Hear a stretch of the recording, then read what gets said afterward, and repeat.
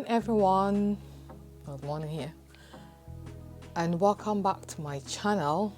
This is Nana Space, and I'm currently reviewing the new Amsterdam series. Before I get into it, I just want to say thank you to all who have liked, commented, subscribed, and shared. We've now gone well over 100 subscribers, and I'm so grateful and so thankful. Welcome, Damn Fam. So this episode, I'll be reviewing the episode 9. I think from what I gather, next week will be the episode before we go on a winter break, and then we'll be back on January 4th, which I'm a bit sad about, but yeah, hopefully it's a good one. I've been seeing the promo pictures, so it looks quite interesting, so hopefully it's a good one. So let's get into this episode. We start this episode with Walsh being tasked to look for a medical tool. I've forgotten which one. A medical tool of some sort to help Bloom do something for a patient. And they're looking everywhere, they cannot find it. I'm like, oh, Casey, where is Casey? When Casey was there, he knew where everything was, like everything worked in a well-oiled machine. At some point, the patient herself was like, you know what? It's just a small girl and a mother. At some point, the mother asked, where does this Casey work now? Like, how can we move to go and see this Casey? Because is this a real A&E?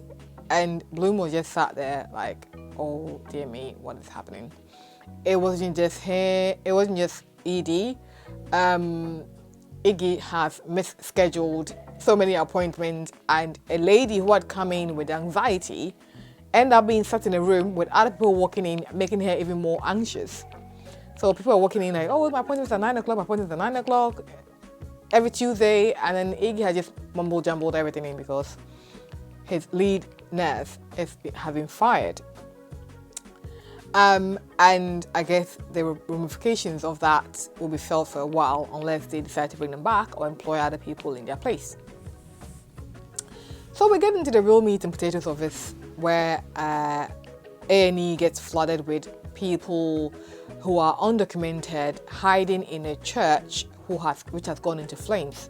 So they were coming in with burns, smoke inhalation concerns, carbon monoxide poisoning, and their concern was that ICE, the department that is in charge from deporting people, were coming after them. So it turns out that they've been sitting outside the church waiting for people coming out of the church, going to work or whatever, to catch them with no document and deport them because they've got a warrant for these people's arrest.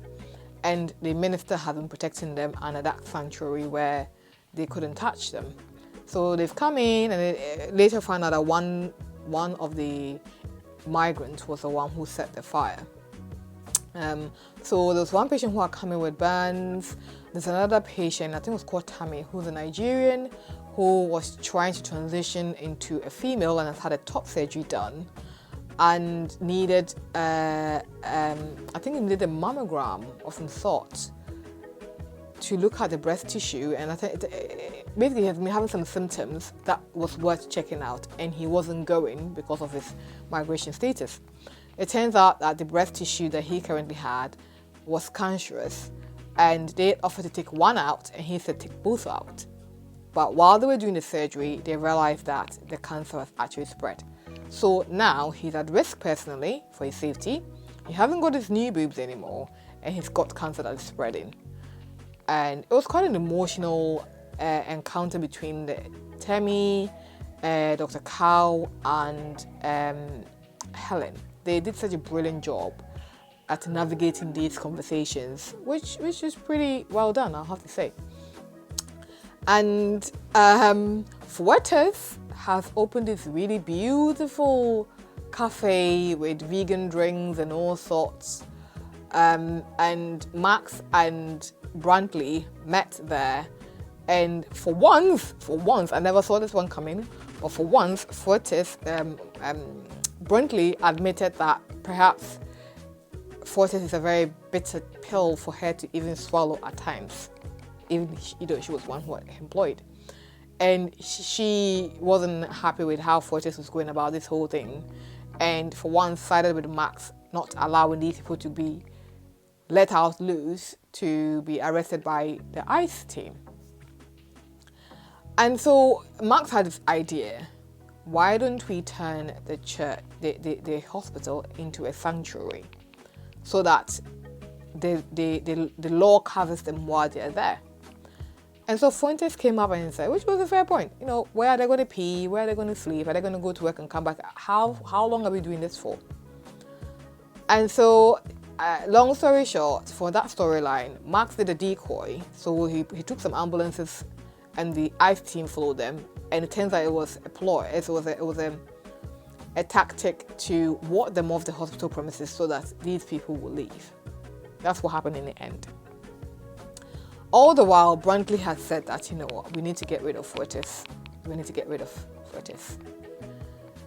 And Fuertes was cunning. Fuertes was very cunning. So Brantley had decided to go and speak to other people for votes. And they all said, we don't mind backing you up, but there's someone who is always sitting on the line, and if we back you, it will look different. It will look bad on us, and if we don't back you, it will look different or bad on us still, with that person's vote. Apple is a weaker link. So they went and sat to vote Fuertes out. And when they got there, it turns out that this weaker link, a gentleman, had backstabbed Brantley and got the others on his side. So now they'd not voted for Fuertes out, but after that, Fuertes aligned with this guy to vote out Brantley. So Brantley is out, Max is out, and now this new guy is pairing, or is now paired with Fuertes to take over New Amsterdam. And I'm like, what? Anyways, it's going to be interesting. So in other words, they have wiped New Amsterdam clean of the OGs from the top, i.e. Helen, Max. They were trying to get rid of Bloom, Floyd, Iggy last week. So it would have been literally like New Amsterdam without a New Amsterdam cast. It's like crazy, right? I didn't see that one coming. So we'll see how that pans out, how that will work out in the coming episodes. What was exciting? What was exciting, which I did not see coming, was that one of the patients had a burns, really, really bad burns, second, third degree burns on his leg. And Floyd and Layla were working together on this. And at the end, Floyd said, hey, you're really, really good, doctor. Like, you're really, really good. I see why they created a fifth residency for you. Normally, people pay lump sums of money in charity donations to the hospital to get that post. And alarm bells started going off in Layla's. And I kept saying, oh, Bloom. I mean, I knew it was going to come out. I just did not see it coming from Reynolds. Like, that one took me by surprise. I was like, oh. Next episode, Bloom. Lady. Yeah.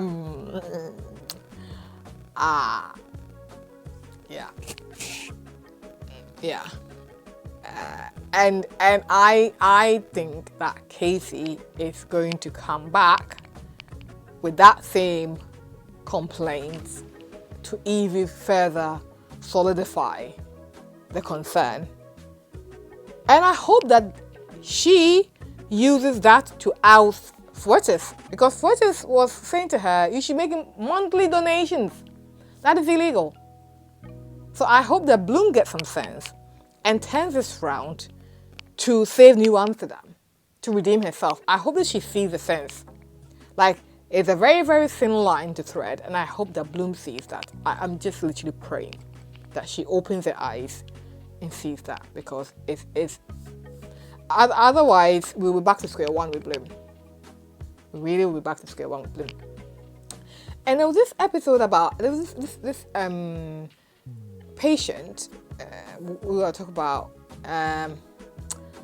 who had I wouldn't say hallucination, but she had a form of epilepsy that allowed her to have vivid dreams and images, and she described it as speaking to God. They gave a name, which I've forgotten. And through that, she's been able to help her brother, who was the one who set the fire. This is the chap who had the burns, apparently. So we went through that episode where they, anyone who's a Grey's Anatomy fan, when Meredith drowned, she went into this alter reality where she saw her mother, who had died a while back. Yeah, the mother, yes. I think Izzy also went through, originally they almost like mimicking someone being in a celestial realm or heavenly realm or a different environment from life. And in there, the girl was talking to the brother and saying, it'll be okay, it'll be okay. And the girl was saying that she's used this epileptic revelations to help her brother and the church. And so they simulated this space where she could be vulnerable in that seizure, if you like. And Iggy was there to kind of control what was happening. And Iggy's concern was that if she continues in this path, the epilepsy might worsen and she will get health ramifications, damage, brain damage and things like that going forward, if that is not dealt with. So right now it's serving a purpose for her, but if she doesn't do something about it, it's going to end badly. And she wanted to keep it to help the brother. So it was a very selfless act, but one that carried some burden. And Reynolds, who was doing the procedure on the boy, almost lost this boy because he had developed a cervical occlusion or hematoma that was preventing him from breathing properly. And they had to do a fasciotomy, like opening up and releasing the pressure so that the boy can live. And somehow he pulled through. And they thought it was a sheer miracle. So New Amsterdam became Church Amsterdam because the pastor had now converted it as a safe haven. Marx's comment is, if your place of worship can be a sanctuary for these undocumented individuals, why can we not convert the hospital to be a sanctuary for them? Very noble cause. The practicalities of it is a bit different. Fuertes is pragmatic, but she takes things too extreme. And sometimes she doesn't have this patient's best interest at heart, as we've seen. So time will tell. Time will tell indeed where we go from there. Time will tell. It will be an interesting ride. In the next episode, I think either they've gone to London or they're going to London, but the promotion pictures that I see, it's maybe there's some form of fracas or friction between Max and Helen, because Helen was guarding herself. Like normally she's very open and huggy, but she was guarding herself and Max was talking to her. And then the next picture that I saw, they had a kiss. So who knows? But we're here for it. So let's see what the next episode is. It's a shame they're going to take a break. I might do some character diagnosis episodes to fill the void. So we'll be on the lookout.